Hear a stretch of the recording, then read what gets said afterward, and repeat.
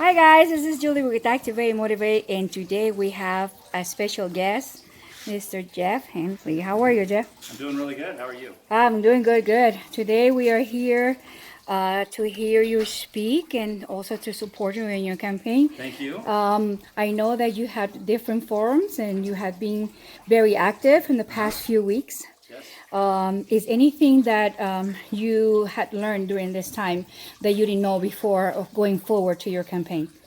I think what I'm learning about the community is they are fatigued with the political process, the big partisan stuff. They really want the community to get back to nonpartisan with representatives that represent the greater good and are not worried about national issues, but are worried about local issues. Local issues.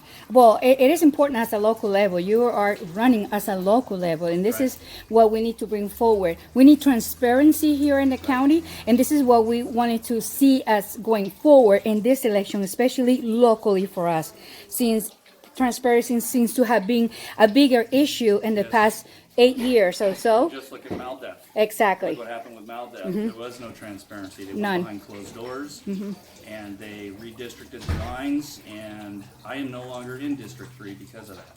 So where was the transparency with the process? There wasn't any.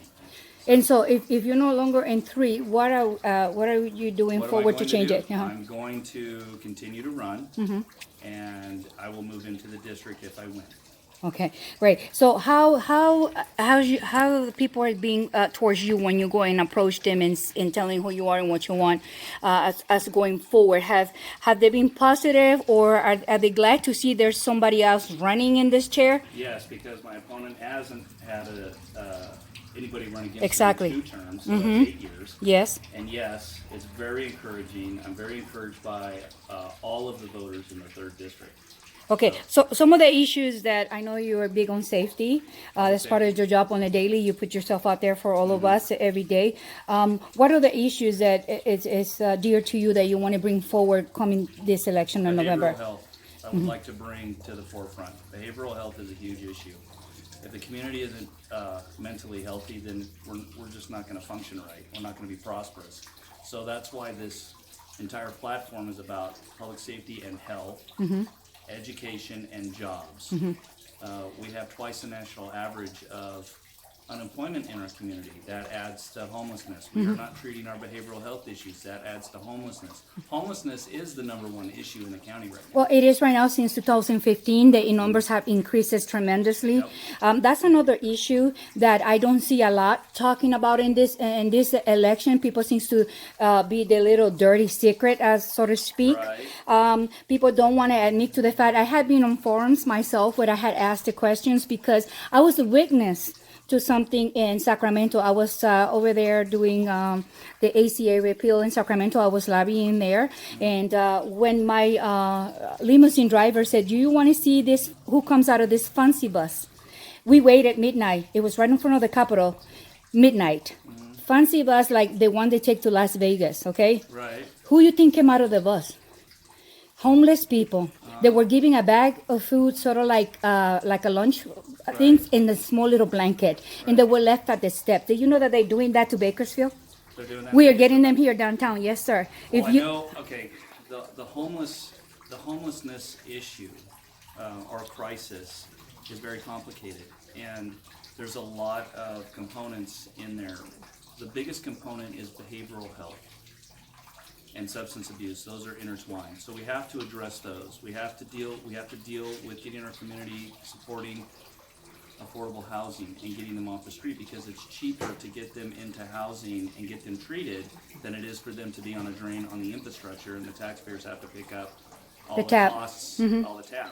So then there's the homeless insecure, that are families that are working right at the poverty line, and something happens and they get displaced. And so we have to address those in the communities that are creating a work fair and helping those people have an income, and they're providing affordable housing for them to get them back on their feet, it's also cheaper to do that. Plus, it stimulates sales tax revenue. Well, that is also true, and the fact that we need more revenue coming to here to the county to create jobs. There's people there are willing to work and do their job. It's just Right. that their job is not available for them to Right. access. And I'm glad that you are one of the people few of the people that has spoke on behavior. Yeah. Behavior, because I do advocate for mental health. Yes. And half our homelessness in our streets are behavioral, mentally ill patients that we And I have there see- walking our right, streets. And I see them just like I'm talking Yeah. to you. That's the difference between my opponent and I. I want to deal with behavioral health. He wants to incarcerate. No. And that's not gonna Well, work. that's creating revenue money for them in their pockets, not for the people or our community. Because this is how they're being handled for the past several years, and this is how it continue to be handled. And we already see a pattern that this doesn't work. We need to get back to The basics and being humanitarian. We need that humanitarian component in that issue, and we just don't have it right now. well, I'm so glad that you brought it up to the table, and I hope that other people takes the cue from that, because this is starting from the bottom up, and this is the only way to clean up the mess. Let's clean up our backyard. Exactly. I would have to do it locally here first before we concentrate in other places. I am so happy that you decided to talk about it. That's one I had gone lately. The NAMI Walk is coming next month for Mental Health Awareness Month. It's the month of October also, and so we need to see more and more people caring about this particular problem, Right. and that also has to do with safety if behavior It does. is addressed. It does. So thank you so much for taking your time to talking to Activate and Motivate, and we'll definitely be following you through this next 45 days left. We don't have that much time it's running, almost up, huh? but exactly, it's almost up. But the fact that we out and keep vote. talking about it, Get out we and need, vote. yeah, that's what we need. We need to encourage people to come out and vote. What I tell people is, it doesn't matter how much money you have, but if you get off your couch and you check the box, that's where your voice will be counted. That's where your voice is Right? heard. And that's the only thing that's going to make this county and everybody else turn around, is by Right. checking the box, by getting up and do something about it. One final word that you have for the constituents in the county, or why they should put you in that position. I care. I care about each individual person in this community. That's how I'm wired. I care about your safety. I care about your health. I care that you're well educated, and I care that you work. And that's what I'm going to strive to do over the next 4 years. That's great. This is Mr. James Havlis running for supervisor, and believe me, he is one of the nicest people you ever want to meet. You want to know more about him, you can Google him, try to contact him in all your different medias. Which media are you available right now for people to reach out to you? Facebook, Instagram, Twitter, and then I have a website. Okay, tell them about your website so they Website can find you. basically just shows who I am, who my family is, what my values are.